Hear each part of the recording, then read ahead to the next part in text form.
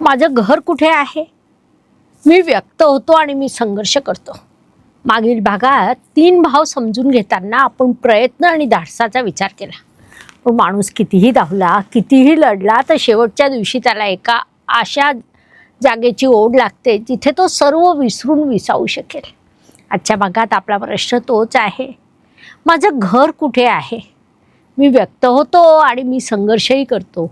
हे 3 म्हणजे चौथा, 5वा आणि 6वा भाव आजच्या व्हिडिओत समजून घेत आहोत. नमस्कार, मी ॲस्ट्रोगुरू डॉक्टर ज्योती जोशी. आपण पाहत आहात ॲस्ट्रोगुरू डॉक्टर ज्योती जोशी हे यूट्यूब चॅनल. जीवनाचा राजमार्ग दाखवणाऱ्या 12 भावांची गोष्ट मी या व्हिडिओ मालिकेतून मांडत आहे. त्याआधी आपण आमच्या या यूट्यूब चॅनलला लाईक, सबस्क्राईब आणि शेअर करा, म्हणजे पुढील व्हिडिओ अपलोड झाला की लगेच नोटिफिकेशन येईल.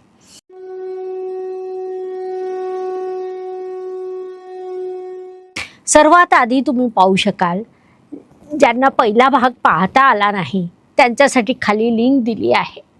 कुंडलीचा चौथा भाव आपल्याला विचारतो, तुला सर्वात जास्त सुरक्षित कुठे वाटतं? तुझं मन कुठे शांत होतं? आणि जेव्हा तू मनातून दुखावला जातोस तेव्हा तू धावत कोणाकडे जातोस? लक्षात घ्या, हा भाव घराचा आहे, पण हा फक्त सिमेंटच्या भिंतीचा किंवा लाकडी फर्निचरच्या घरातला नाही. आत्मा प्रवासातून अशा एका जागी परततो जिथे त्याला स्वतःला सिद्ध करावं लागत, जिथे त्याला कोणताही मुखवटा घालावा लागत नाही किंवा कोणताही बनाव करावा लागत नाही. अशी जागा जिथे तुम्ही शांत राहू शकता, मूक होऊ शकतात आणि तरीही तुम्हाला पूर्णपणे स्वीकारलं जातं. रामायणात जेव्हा प्रभू राम, सीता माता आणि लक्ष्मण वनवासाला निघाले तेव्हा त्यांच्याकडे राजवाडा नव्हता, परंतु ते जिथे थांबले तिथे घर तयार झालं. कारण घर हे जमिनीवर नसतं, तर एकमेकांच्या हृदयात असतं. भगवान श्रीकृष्ण त्या आत्म्याला समजावून सांगतात, बाळा, तुझं खरं घर तुझ्या मनात आहे. विचार करा, जर तुमचं मन अस्वस्थ असेल तर जगातील सर्वात सुंदर महालातही तुम्हाला झोप लागणार नाही. पण जर तुमचं मन शांत असेल तर एखादी साधी झोपडी किंवा झाडाची सावलीही तुम्हाला जगातील सगळ्यात छान झोप पूर्ण होईल. संत तुकाराम महाराज याच अंतशांतीचं सूत्र सांगताना म्हणतात, मन करारे प्रसन्न, सर्व सुख तिथेच आहे. चौथा भाव आपल्याला हेच सांगतो, बाहेरून तुम्ही कितीही मिळवलं तरी जोपर्यंत आत शांती नसेल तोपर्यंत तुमचं घर अपूर्ण राहणार आहे. उपनिषद असं सांगतात की जिथे भय नाही, जिथे अस्वस्थता नाही किंवा जिथे मी जैसा आहे तसा स्वीकार आहे, तेच खरं निवासस्थान. चौथा भाव आपल्याला तो आतला कोपरा शोधायला लावतो. या भावात बरंच काही साठलेलं असतं. तुमच्या बालपणाच्या गोड आठवणी, तुम्ही जपलेली जुनी दुःख, तुमचं न बोललेले हळवे भाव आणि तुम्हाला आधार देणाऱ्या तुमच्या आयुष्यातील मातृवत व्यक्ती. म्हणूनच हा भाव खूप संवेदनशील असतो. इथे जर एखादी जखम झाली तर ती खोलवर लागते आणि इथूनच प्रेम मिळालं की मन भरूनही येतं. भगवद्गीतेत श्रीकृष्ण म्हणतात, ज्याचं मन स्थिर आहे तोच खऱ्या अर्थाने सुरक्षित आहे. जगात वादळ आलं तर येणार, पण तुमचं घर, तुमचा अंतरात्मा जर मजबूत असेल तर तुम्ही कशालाही डगमगणार नाही. थोडक्यात सांगायचं झालं तर चौथा भाव म्हणजे तुमचं घर, तुमचं मन, तुमची भावनिक सुरक्षितता, तुमची मुळं, तुमची अंतशांती. जर हा भाव संतुलित असेल तर नात्यामध्ये स्थैर्य येतं. बाहेरच्या जगाशी 2 हात करण्याची ताकद तुम्हाला घर बसल्या मिळते. आणि म्हणूनच श्रीकृष्ण त्या आत्म्याकडे पाहून मायेने म्हणतात, जगात पुढे जाण्यासाठी तुला बाह्य ताकद लागेलच, पण तिथे टिकून राहण्यासाठी तुला आतली शांती हवी आहे. आत्मा स्वतःला एक पुढचा आणि अतिशय सुंदर प्रश्न विचारतो, मी जो काही आहे ते जगाला कसं दाखवू? मी अनेक वर्ष ज्योतिषशास्त्र आणि भगवद्गीतेचा अभ्यास केला. त्या अभ्यासातून जन्माला आला हा ग्रंथ, ग्रह गीता. हा ग्रंथ फक्त भविष्य सांगण्यासाठी नाही तर भविष्य घडवण्यासाठी आहे. आजच प्रकाशनपूर्व नोंदणी करा 40% सवलतीसह आणि गीतेचा प्रकाश आपल्या जीवनात आणा. आता आत्मा थोडा स्थिर झाला आहे. मनाला घर मिळालं, आतून काहीतरी उमलायला लागलं. मनात नवनवीन कल्पना, भावना, आवडी निर्माण होत आहे. एक नैसर्गिक ओढ त्याला खुणावते. आता मी व्यक्त व्हावं. तेव्हा भगवान श्रीकृष्ण हसत म्हणतात, पार्था, हा आहे जीवनाचा 5वा भाव. इथे तू स्वतःला एक निर्मिती म्हणून ओळखू लागतोस.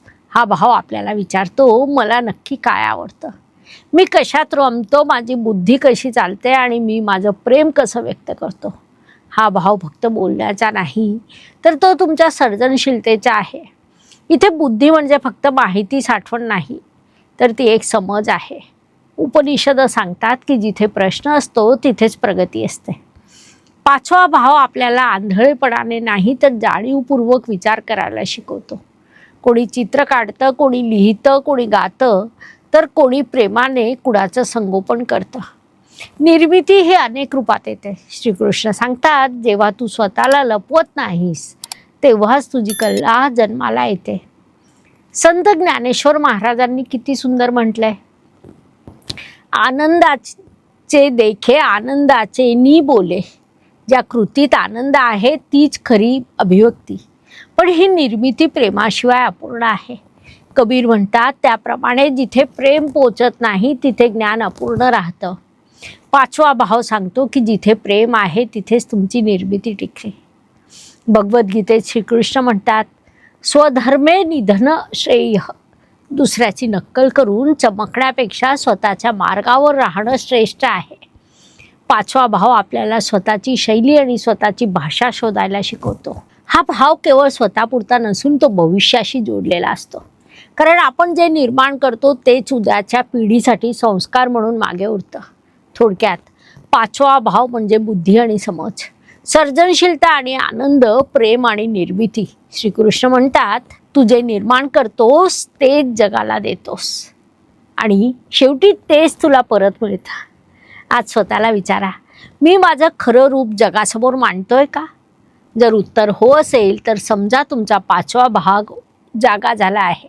आतापर्यंत आत्म्याने स्वतःला ओळखलं, व्यक्त केलं, घर शोधलं, पण आता आयुष्य एका कठीण प्रश्न विचारत आहे. तू तग धरू शकतोस का? तू संकटात लढू शकतोस का? आत्मा प्रवासात पुढे चालत असताना अचानक त्याला अडथळे दिसू लागतात. लोकांचा विरोध, शरीराचा थकवा, मनाची हार जाणवू लागते. तेव्हा श्रीकृष्ण गंभीर पण करून स्वरूपात म्हणतात, बाळा, हा आहे 6वा भाव. इथेच तुझी खरी परीक्षा आहे. हा भाव विचारतो, अडचण आली तर तू पळतोस की थांबतोस? आजार, अपयश किंवा लोकांची टीका यांना तू कसं सामोर जातोस? हा भाव केवळ बाहेरच्या शत्रूचा नाही, तर स्वतःवर विजय मिळवण्याचा आहे. रामायणात रामाला प्रत्येक पावलावर अडचणी आल्या, पण त्यांनी कर्तव्य सोडलं नाही. श्रीकृष्ण सांगतात की संघर्ष म्हणजे फक्त तलवारीने लढाई नाही, तर सेवा हा सुद्धा एक संघर्ष आहे. रुग्णाची सेवा, कामाची जबाबदारी, कुटुंबासाठी धावपळ हे सर्व 6व्या भावाचेच रूप आहे. संत कबीर म्हणतात, काम, क्रोध, मद, लोभ इनसे लढणं कठीण. खरे शत्रू बाहेर नसून ते आपल्या आत असतात. 6वा भाव आपल्याला आपला राग, मत्सर, भीती याला बाहेर जायला शिकवतो. इथे तुमचं शरीर तुम्हाला संकेत देतं. जर तुम्ही आरोग्याकडे दुर्लक्ष केलं तर मन साथ सोडेल. म्हणून हा भाव आपल्याला शिस्त आणि आरोग्याचं महत्त्व पटवून देतं. भगवद्गीतेत श्रीकृष्ण म्हणतात, दुःख आलं तरी ज्याचं मन ढळत नाही तीच खरी ताकद. उपनिषदातही हेच सांगतात की जो स्वतःवर विजय मिळवतो तोच खरा विजेता. 6वा भाव म्हणजे काय? संघर्ष आणि चिकाटी, सेवा आणि जबाबदारी, शिस्त आणि आरोग्य, स्वतःच्या षडरिपूंवर विजय. श्रीकृष्ण म्हणतात, तू किती वेळा पडलास हे महत्त्वाचं नाही, तू प्रत्येक वेळी पुन्हा उठलास का हे महत्त्वाचं आहे. आज स्वतःला विचारा, मी ज्या गोष्टीपासून पळतोय ती मला घडवायला तर नाही ना आली? जर उत्तर हो असेल तर समजा तुमचा 6वा भाव कार्यरत झाला. धन्यवाद. पुन्हा भेटूया पुढील भागात. आमच्या चॅनलला लाईक, सबस्क्राईब आणि शेअर करा. बेल आयकॉन ऑन करा. धन्यवाद. शुभम भवतु. नमस्कार. शास्त्राचा अभ्यास करण्यासाठी माझी मराठीतून 11, हिंदीतून 2 अशी पुस्तकं प्रकाशित झाली आहे. विशेष बाब म्हणजे मी स्वतः संशोधित केलेली ज्योती जोशी पद्धती अर्थात JJ पद्धती या विषयावर स्वतंत्र ग्रंथ उपलब्ध आहे, त्याचा देखील लाभ घ्यावा. यूट्यूबची कार्यप्रणाली ही मुख्यतः लाईक, शेअर आणि सबस्क्राईबवर चालते. Please like, share and subscribe the channel. धन्यवाद. शुभम भवतु. जय ज्योतिष.